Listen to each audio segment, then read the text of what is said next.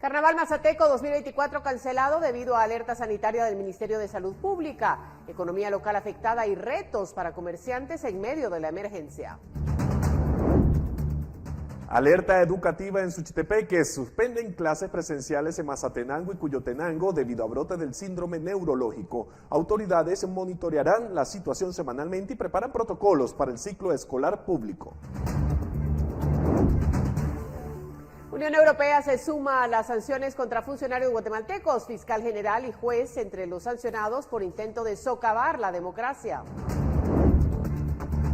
Remoción de Alejandra Carrillo al frente del Instituto de la Víctima. Ligia Hernández es nombrada como nueva directora en medio de auditoría y controversia institucional. El instituto experimenta un notable crecimiento en plazas y un presupuesto de 55 millones de quetzales.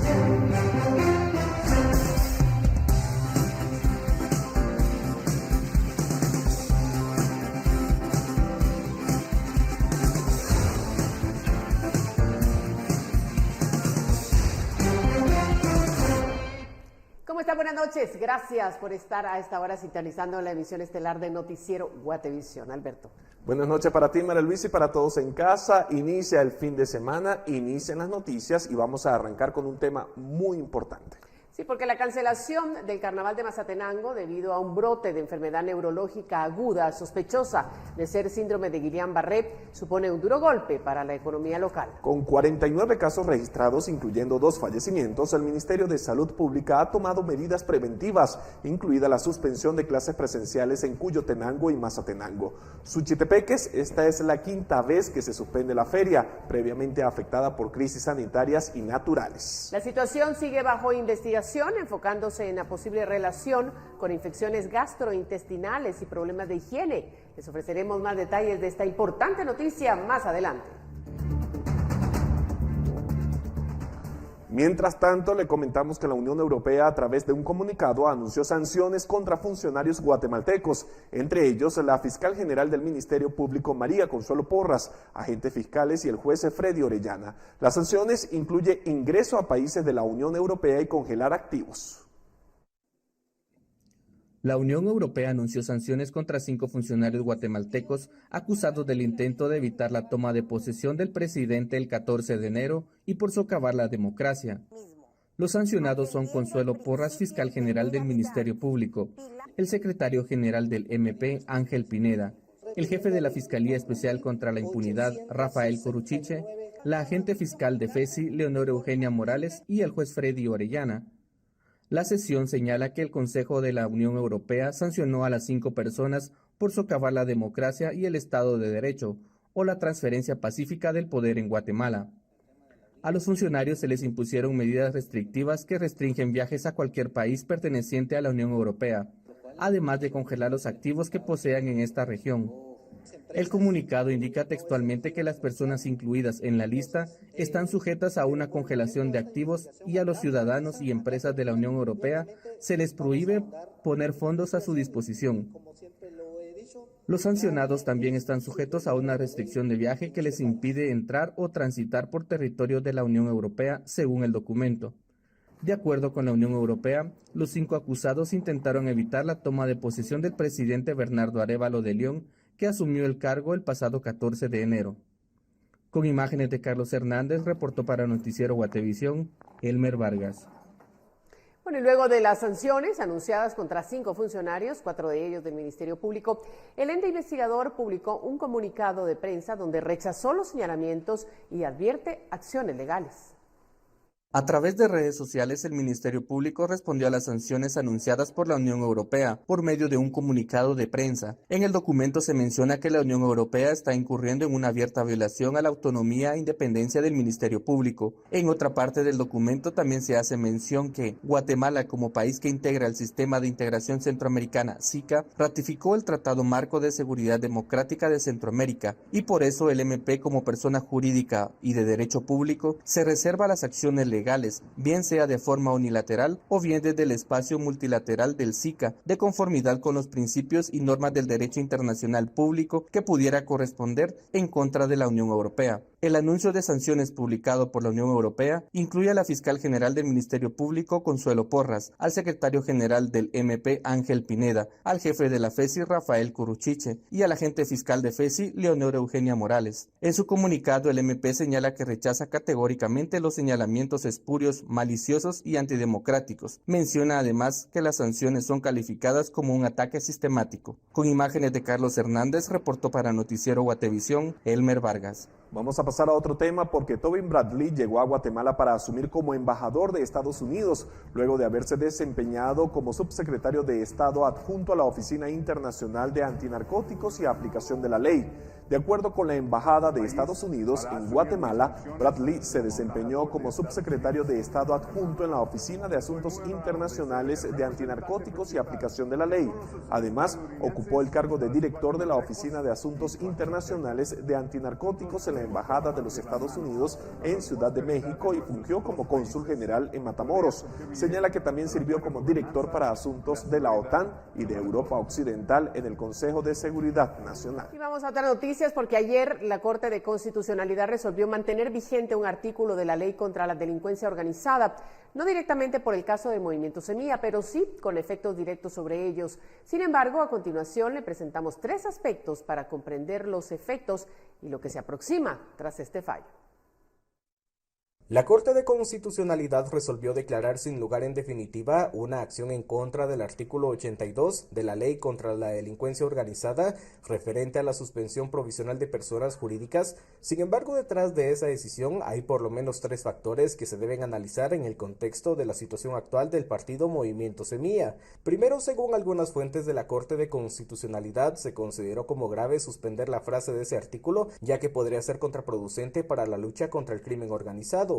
Desde hace 18 años esta herramienta ha servido para seguir a estructuras criminales y estos grupos podrían salir beneficiados con una decisión diferente. Segundo, la acción de inconstitucionalidad, aunque tiene efectos directos sobre la suspensión provisional del partido Movimiento Semilla, no fue presentada con esa finalidad, sino que de forma general por parte de varios abogados. Y tercero, la puerta no se ha cerrado del todo para el partido político, ya que la Corte de Constitucionalidad aún tiene pendiente de resolver una acción que presentó la agrupación política por la suspensión de su personalidad jurídica. Sin embargo, hasta este momento no hay fecha para que dicha acción sea conocida por el Pleno de la Corte, pese a que ha sido mediática por el contexto de las elecciones generales. De esa forma, tras el fallo de la CC, el artículo 82 de la Ley contra la Delincuencia Organizada sigue vigente y en su momento quienes presentaron el amparo señalaron que se consideraba inconstitucional por considerar que se permite a los jueces penales anular la existencia de la personalidad jurídica sin que prevalezca el derecho de defensa. Para Noticiero Guatevisión, Henry Montenegro. Y luego de varios meses de una disputa legal, la exdiputada Alejandra Carrillo fue removida del cargo como directora del Instituto de la Víctima. En su lugar fue nombrada la exparlamentaria de Semilla, Ligia Hernández, quien anunció una auditoría a la dependencia. En diciembre del año pasado finalizaron los 4 años de la exdiputada Alejandra Carrillo al frente del Instituto de la Víctima, una entidad creada en el 2019 y criticada por supuestas irregularidades en sus contrataciones. Esta semana una apelación de la Corte de Constitucionalidad revocó un amparo que impedía que el presidente de la República pudiera remover a Carrillo y este viernes se confirmó su remoción del cargo, siendo reemplazada por la exdiputada del Movimiento Semilla, Ligia Hernández. Carrillo no acudió por la mañana al instituto para hacer la entrega del cargo, sino que lo hizo hasta por la tarde cuando ya se estaba cerrando el acta. En conferencia de prensa, la nueva directora detalló algunos problemas en la transición. Encontramos realmente, y es una pena decirlo, una institución que se mueve por lealtades personales antes que por la misión para lo cual fue creada. Prueba de ello fue la hostilidad y la resistencia del personal para presentar información, para girar instrucciones administrativas, para girar administraciones jurídicas y para facilitar el proceso de la transición. Carrillo, quien es esposa del diputado Felipe Alejo, llegó a la dirección de esta dependencia en el 2019, nombrada por el expresidente Jimmy Morales. Esta entidad fue creada ese mismo año, a pocos días de que la exparlamentaria dejara el Congreso, ya que no logró su reelección. La dependencia comenzó con 26 plazas y poco a poco creció hasta llegar a más de 200, y por esa razón la nueva directora anunció una auditoría interna. Lo que vamos a hacer es realizar una auditoría completa de las plazas, de los arrendamientos, de los bienes, de los usos de los vehículos y el combustible para hacer los ajustes que se crean correspondientes. El día de hoy, durante la mañana, tuvimos la oportunidad de abordar a algunos de los directores y pudimos identificar que no había información clara, ¿verdad?, por parte específicamente de los directores, que en cualquier tipo de institución son los que deberían de tener los datos exactos y específicos. Es a partir del día lunes que vamos a empezar con la auditoría completa. Actualmente este instituto cuenta con más de 50 millones de quetzales de presupuesto con la intención de que funcionara como una entidad de apoyo para las víctimas de delitos, pero conforme pasó el tiempo se volvió el centro de críticas. Con imágenes de María René Gaitán para Noticiero Guatevisión, Henry Montenegro. Y la Secretaría contra la Violencia Sexual y Trata de Personas presentó el plan de trabajo que se tiene previsto para los próximos 4 años. La principal meta es la prevención de estos tipos de delitos. Según la entidad, las mujeres y los menores de edad son quienes más sufren la violencia sexual y la trata, y los departamentos de Alta Verapaz, Baja Verapaz y Guatemala son los que registran las tasas más altas. Entre los planes se incluye la atención a las víctimas de violencia sexual en las clínicas de salud, mejorar la respuesta policial a este tipo de denuncias e integrar espacios con padres de familia, tutores, catedráticos y jóvenes para socializar la prevención. Y 3 semanas después de haber asumido el poder, varias dependencias del Ejecutivo han comenzado a informar sobre hallazgos relacionados con contrataciones que se hicieron de último minuto y el uso indebido de los recursos que tienen las entidades. La vicepresidenta de la República, Karin Herrera, explicó que en la vicepresidencia se inició una evaluación de todo el personal para determinar si existen o no contrataciones irregulares bajo la figura que ahora ella administra, pero hasta ahora no se han encontrado contratos nuevos. Sí hemos hecho una evaluación del personal en la vicepresidencia y estamos en ese proceso, que toda aquella persona que trabaja y cumple con sus funciones, pues no tiene por qué, y se hace presente al sitio de labores, no tiene por qué ser removida, ¿verdad? Otra dependencia que realizó auditorías es el Ministerio de Desarrollo. Según el ministro Abelardo Pinto, ya se encontraron alrededor de 50 contratos de personal con menos de 5 meses de haber sido emitidos, pese a que durante la transición se pidió a la administración del presidente Alejandro Yamatei que no se realizarán compromisos laborales de ese tipo. Tienen tienen 5 meses de vigencia, ¿verdad? O sea, que los emitieron en agosto, por ejemplo, septiembre del año pasado y los volvieron a renovar este año, ¿verdad? Entonces esos contratos con menos de 6 meses de vigencia sí hemos estado revisándolos y algunos los hemos estado rescindiendo. Le hablo de un número así más o menos, pero todavía no hemos terminado como para decirle que solo eso. Al recién asumir, la cartera emitió una nota para ordenar que todos los vehículos que son propiedad del ministerio sean de uso únicamente laboral, y parte de las nuevas evaluaciones incluye hacer una revisión detallada de la flota, que se estima en unos 300 automotores. El ministro enfatizó que las auditorías aún continúan y esperaría que estén finalizadas a mediados de febrero. En el Ministerio de Agricultura también existieron anomalías en contratos. El 31 de enero se rescindieron 256 compromisos laborales aprobados a principio del año. La mayoría era de personal nuevo, es decir, que nunca había trabajado en la entidad. Según el Departamento de Comunicación Social de la cartera, aún continúa el proceso de auditoría interna y se detectó que había otros 90 contratos que las autoridades anteriores no alcanzaron a firmar. La cartera aclaró que el proceso de transición no fue efectivo, pues solo hubo una reunión de trabajo. En el Ministerio de Trabajo se detectaron 51 vehículos tipo pick-up 4x4 al servicio de la Inspectoría General de Trabajo, que se encontraban en uso a tiempo completo, incluidos fines de semana y días festivos, por parte del personal, sin ningún control de kilometraje, gasolina o ubicación. Esto lo explicó el Departamento de Comunicación de la cartera. Ante ello, desde el Vicedespacho Administrativo Financiero, se ordenó restringir el uso de los carros en horas no laborales, a menos que las circunstancias lo demanden. Al consultar a la vicepresidencia si se tenía un informe global sobre este tipo de contrataciones y anomalías en otras dependencias, se informó a los periodistas que consultaran después de la sesión de gabinete del próximo lunes. Con imágenes de Gabriel Molina para Noticiero Guatevisión, reportó Leslie Sánchez. El presidente Bernardo Arévalo acudió a una gira en Alta Verapaz para inaugurar un proyecto de remozamiento de centros educativos y tener un diálogo con comunidades indígenas.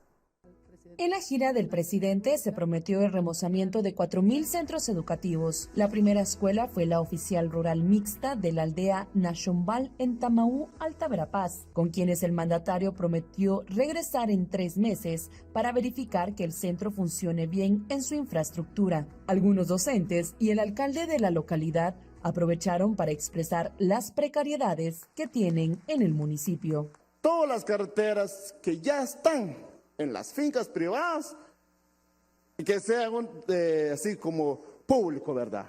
Entonces, señor presidente, no sé si se puede, pero yo sí lo voy a manifestar. Hay fincas que con talanqueras y se paga 20 quetzales y no alcanza el dinero como maestro. Pero yo sé que las autoridades, como presidente, como diputados, ya que también fueron hechos con fondos del gobierno, entonces para mí solicito en este momento, ¿verdad?, que se haga realidad, porque también el Estado también tiene el poder, ¿verdad? Y lo que estamos haciendo hoy aquí con la señora ministra es lanzando este proceso que durante los próximos 3 meses nos va a permitir, junto con la comunidad educativa de cada escuela, con las organizaciones de padres de familia, remozar estas escuelas. Durante su gira, el mandatario también tuvo un acercamiento con comunidades mayas y campesinas de la región, donde explicó que en este momento no se tienen planificadas reformas, sino buscar oportunidades de desarrollo para dichos pueblos. Asimismo, se refirió a los recientes desalojos en Cobán, asegurando que es una problemática que proviene de situaciones de índole judicial. Sin embargo, se trabajará en una política para prevenirlos. Ahí son cuestiones de casos que están sometidos a juicio y que en realidad depende entonces de las Cortes el verlo. Nosotros lo que vamos a hacer en la materia es tomar una política proactiva para tratar de prevenir el desarrollo de situaciones que puedan llegar a este tipo de cuestiones. Para Noticiero Guatevisión, reportó Leslie Sánchez. Y la empresa Datasys, la cual vendió el sistema de transmisión de resultados electorales preliminares al Tribunal Supremo Electoral, afirmó que no hubo sobrevaloración del software. Además, afirman que el sistema no se presta para manipulaciones. Después de que la Sala Segunda de Mayor Riesgo ordenara el embargo de las cuentas bancarias de la empresa Datasys S.A., encargada de haber vendido por 148 millones de quetzales al Tribunal Supremo Electoral el sistema de transmisión de resultados electorales preliminares TREP, sus representantes afirmaron que la resolución es afecta y aseguraron que trabajan con sus abogados para defenderse de los señalamientos del Ministerio Público, puesto que no hubo sobrevaloración de costos ni manipulación de datos. Con la resolución de la Sala, también se ordena al Tribunal Supremo Electoral detener el pago pendiente de 40 millones de quetzales a dicha empresa. Fue que los bancos nos dijeron que las cuentas estaban bloqueadas, razón por la cual nos dimos cuenta que no podíamos hacer transferencias. Esa fue la razón por la que nos dimos cuenta que teníamos las cuentas bloqueadas. A criterio de los representantes de la empresa, Guatemala atraviesa un estado de derecho frágil y no tienen acceso a la carpeta judicial y no saben cuál es la razón por la que son señalados. Además, afirmaron que no hubo una sobrevaloración del TREP. Según lo que nosotros vemos, y es claro, es básicamente clarísimo que no existe ningún sobreprecio. Entendemos, y es nuestro entender, que básicamente lo es claro que lo que tenemos es una persecución política de parte del Ministerio Público por no habernos prestado en ningún momento a ser parte del Pacto de los Corruptos en Guatemala y en ningún momento habernos alineado a ningún interés de terceros por parte de este Pacto de los Corruptos. También mencionaron que por el momento no analizan demandar al Estado de Guatemala o alguna institución, ya que están esperando de que el MP cambie pronto de cabeza y Guatemala recobre su Estado de Derecho. Con información de José Manuel Patzán para Noticiero Guatevisión, Rubén Lacán. Mire, y desde mayo del 2019 a la fecha han ingresado cientos de iniciativas al Congreso y según los datos de la Junta Directiva, durante estos 5 años se han acumulado más de 260 iniciativas que no se han leído en el Pleno y por lo tanto no han sido enviadas a las comisiones de trabajo para que reciban dictamen. Este número está dividido por lo menos en 3 bloques. Uno de reformas y nuevas leyes, un segundo de conmemoración de días y un tercer bloque de iniciativas relacionadas con la pandemia por COVID-19 que ya perdieron vigencia. La Junta Directiva pidió a las bancadas que remitan un listado de las iniciativas que consideren que se deben priorizar. Sin embargo, hasta el momento, ningún bloque lo ha enviado. Si no fuera de esa manera, pues retrocederíamos a lo que estábamos antes y creo que nadie quiere eso. ¿Ustedes creen que la firma fue una falsa? Han cambiado cosas que no le han pedido opinión a nadie.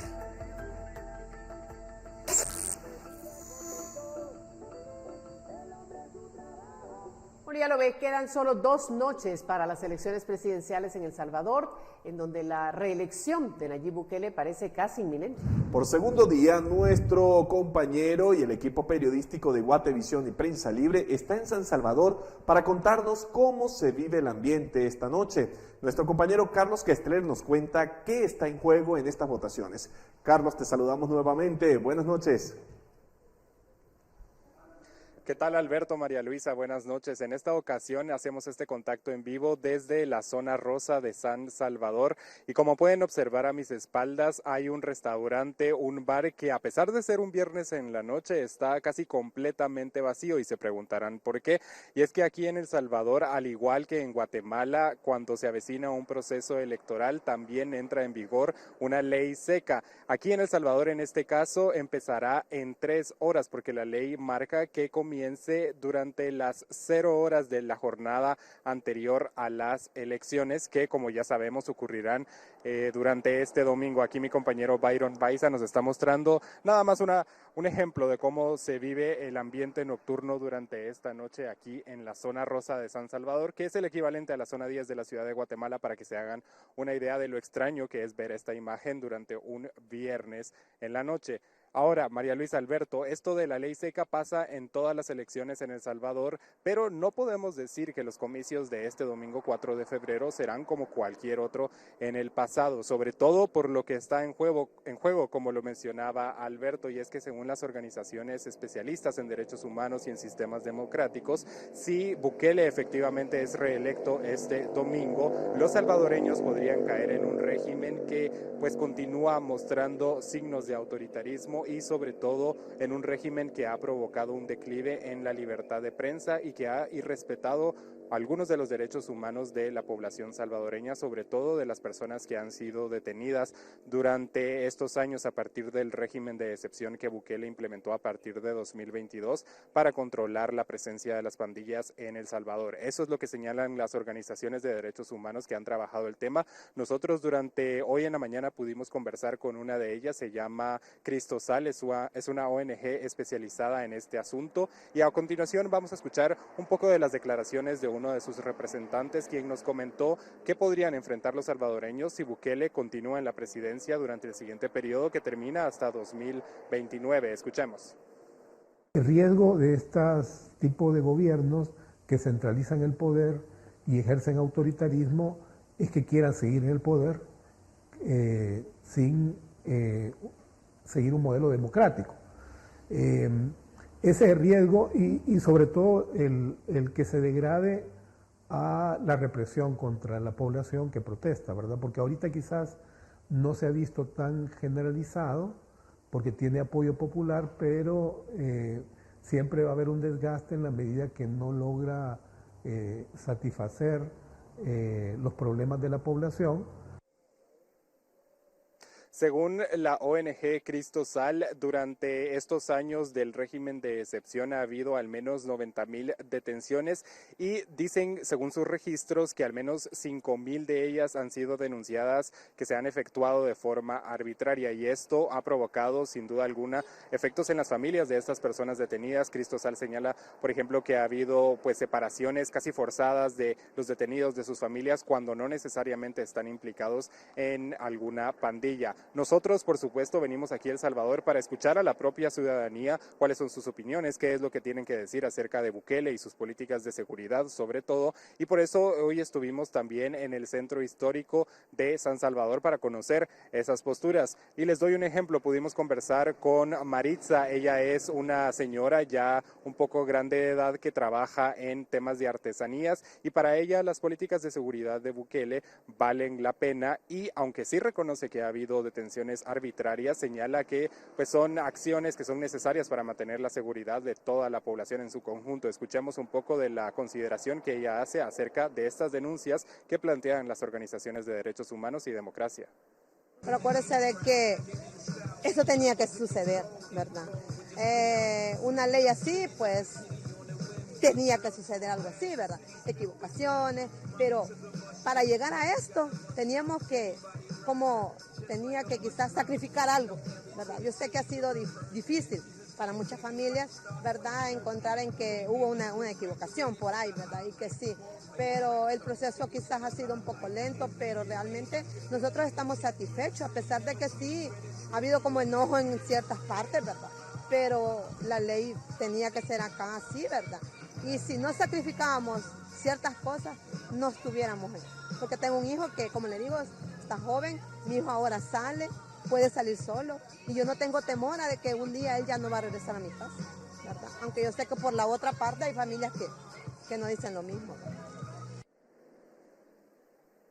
María Luisa, Alberto, otra de las cuestiones que les mencioné al inicio, que las organizaciones especialistas consideran que está en juego en estas elecciones del domingo, es la libertad de prensa. Y de hecho, la Asociación de Periodistas de El Salvador publicó un comunicado ayer en donde señalan que en 2023 hubo un incremento de las agresiones a los periodistas aquí en El Salvador, en su mayoría perpetradas por diputados del partido Nuevas Ideas, que es la agrupación política de Bukele, funcionarios del gobierno, policías, fuerzas de seguridad.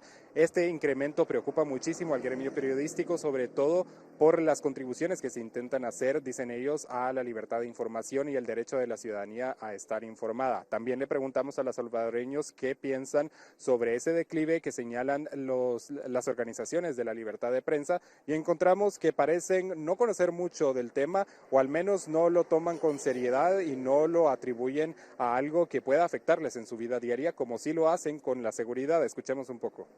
Libre, yo he visto en noticias de muchos lugares, no veo que los maltraten, veo que tienen libertad de expresión, incluso ustedes están aquí, Guatevisión, desde Guatemala ustedes han venido acá, se dan cuenta de la diferencia en el país, que no les están prohibiendo nada.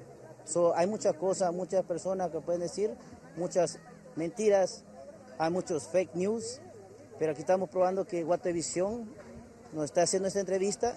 Y estamos muy orgullosos que ustedes también se den cuenta por sus propios medios, por venir aquí a El Salvador y ver que nosotros tenemos todo esto libre para ustedes. He escuchado, pero honestamente yo soy neutral, yo soy apolítica, y por lo mismo ignoro quizá a fondo, ¿verdad? Pero cada quien tiene su criterio, siempre hay un a favor y uno en contra, un grupo, un porcentaje. Ahí yo no les sé decir, en periodismo sí estoy totalmente ajena, fíjese.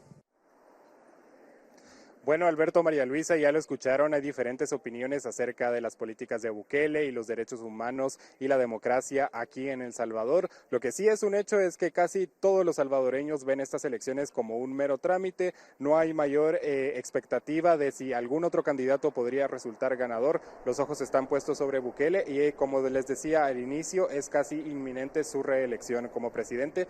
Veremos qué sucede la noche del domingo, porque por supuesto nosotros estaremos contándoselos a todos ustedes a través de las pantallas de Noticiero Guatevisión y las plataformas de Prensa Libre. Con esto yo me voy a despedir con imágenes de Byron Baiza para Noticiero Guatevisión, Carlos Kestler. Gracias, Carlos, por ese reporte completísimo y claro, estaremos pendientes de ver qué es lo que sucede en el día de las elecciones en nuestro hermano país. Alberto. Y con este reporte desde El Salvador nos vamos a nuestra primera pausa, pero ya regresamos con más información.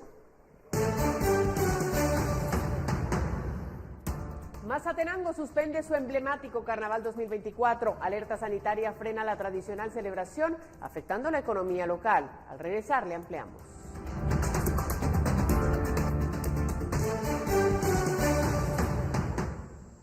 La municipalidad de Mazatenango decidió cancelar la celebración de la Feria del Carnaval 2024 debido a la alerta sanitaria emitida por el Ministerio de Salud Pública. El Consejo Municipal informó sobre la decisión hoy tarde. La decisión se tomó luego de las recomendaciones emitidas por el Ministerio de Salud Pública. Ahora tendrán que dialogar con los vendedores instalados en el campo de la feria. Se canceló nuestra feria titular de este año 2024, la Feria del Carnaval, por los inconvenientes que todos sabemos que se está pasando en nuestro departamento específicamente y no podíamos seguirlo exponiendo porque al final de cuentas está comprobado el tipo de la masificación de personas, es lo que ha llevado hasta el día de hoy a no saber el comportamiento de esta enfermedad. La cancelación del carnaval mazateco es un duro golpe a la economía local, ya que durante la semana de feria, más de 1 millón de personas visitan Mazatenango. Tuvimos a bien desde ayer, si no estoy mal, ver y que nos decían que ya no había habitaciones esa semana en ningún hotel de Mazatenango, cosa que no se ve todos los días, pero ¿qué se puede hacer? Aquí todo hay que dejarlo en manos de Dios y pedirle a Dios por las personas que están hospitalizadas, las personas que están con el padecimiento hasta el día de hoy y orar por ellos. La Feria del Carnaval se ha suspendido en 4 ocasiones, la primera en 1909 debido a la viruela, la segunda en 1976 debido al terremoto, en 2021 y 2022 por la pandemia de COVID-19 y ahora por los casos de enfermedad neurológica aguda. Para Noticiero Guatevisión, Marvin Tunches. A propósito de esta información, el Ministerio de Salud ha declarado alerta epidemiológica y poblacional en los departamentos de Suchitepeques, Escuintla, Coatepeque, en Quetzaltenango y Retaluleu, recomendando la suspensión de todos los eventos masivos debido al registro de pacientes con diversos síntomas como debilidad muscular y falta de sensibilidad en pies, piernas, brazos y en la cara. La Dirección de Epidemiología y Gestión de Riesgos del Ministerio de Salud a la fecha registra 49 casos de la enfermedad neurológica aguda sospechosa del síndrome de Guillain-Barré, de los cuales hay 9 pacientes hospitalizados, 37 en proceso de recuperación dados de alta. Además, están en proceso de investigación 14 casos adicionales para establecer si están relacionados con esta enfermedad en los departamentos de Chimaltenango, Chiquimula e incluso Quiché. También se contabiliza un muerto que está bajo investigación. Sin embargo, ya se confirman 2 fallecidos. Por ahora, la letalidad sería del 3%. Salud continúa efectuando acciones con el equipo multidisciplinario integrado para comprender de mejor manera el brote o incremento inusitado de casos que podrían estar relacionados a infecciones gastrointestinales. Estamos en esta hipótesis que hemos estado trabajando fuertemente en que esto tiene que ver con un proceso infeccioso gastrointestinal y derivado de una deficiencia saneamiento ambiental y una deficiente cultura de higiene o disponibilidad de higiene, de agua segura, de alimentos adecuadamente preparados. Estamos hablando también de un énfasis para con la cocción de los alimentos, particularmente del pollo, que es un alimento que también está muy relacionado con este tipo de enfermedades.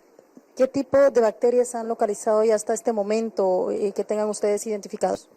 Bueno, estamos hablando de que hemos identificado Shigella, E. coli y Campylobacter jejuni. También hemos identificado norovirus, que son patógenos que pueden producir y que están asociados, vinculados directamente. Campylobacter y norovirus están muy asociados al aparecimiento después de que tiene algunas personas esta infección pueden desarrollar síndrome de Guillain-Barré. No todas las personas que están infectadas por estos microorganismos desarrollan Guillain-Barré. Esto es es un misterio, porque algunas personas sí desarrollan y otras no. Sin embargo, las autoridades también resaltan que esta transmisión de las bacterias que podrían luego desencadenar en la falla del sistema nervioso no solo es por la mala manipulación de alimentos, sino también por heces fecales y la falta de agua y saneamiento. Con imágenes de Óscar Vázquez, reportó Andrea Domínguez. Mire, y así es la distribución de casos de la enfermedad neurológica aguda relacionada con el síndrome de Guillain-Barré. Suchitepeques continúa siendo el departamento con la mayor cantidad de casos, con 40. Los municipios donde se han atendido a pacientes son Cuyotenango, con 13, Samayac, San Bernardino, Mazatenango, Chicacao, San Francisco Zapotitlán, San Pablo Jocopilas, Santo Tomás de la Unión, San Lorenzo y Pueblo Nuevo. En Retaluleu se registran 5 casos, de los cuales 4 son en San Andrés Villaseca y 1 en Nuevo San Carlos. Huehuetenango reporta 2 casos, 1 en Colomba, Costa Cuca, Quetzaltenango y 1 más en la cabecera departamental Quetzalteca. Y el Ministerio de Educación suspende clases presenciales en Cuyotenango y Mazatenango debido a un brote del síndrome que está siendo investigado por el Ministerio de Salud. La instrucción abarca por el momento a los colegios privados.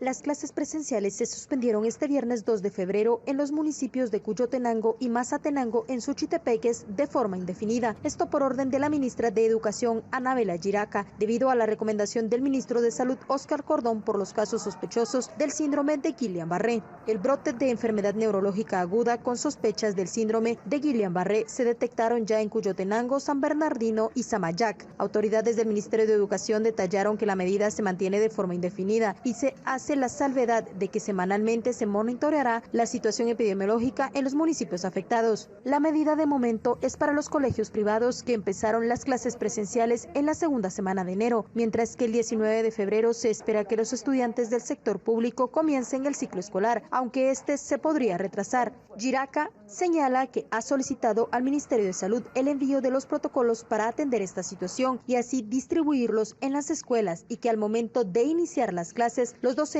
estén informados y sepan cómo prevenir la enfermedad y detectar cualquier síntoma para mantener protegida a la comunidad educativa. Con imágenes de Óscar Vázquez, reportó Andrea Domínguez. Bueno, en otras cosas, nuevamente miles de motoristas participarán en la Caravana del Zorro y desde la tarde de este viernes iniciaron a concentrarse en la Plaza de la Constitución. Rubén Lacán nos cuenta los detalles de la actividad. Adelante, Rubén.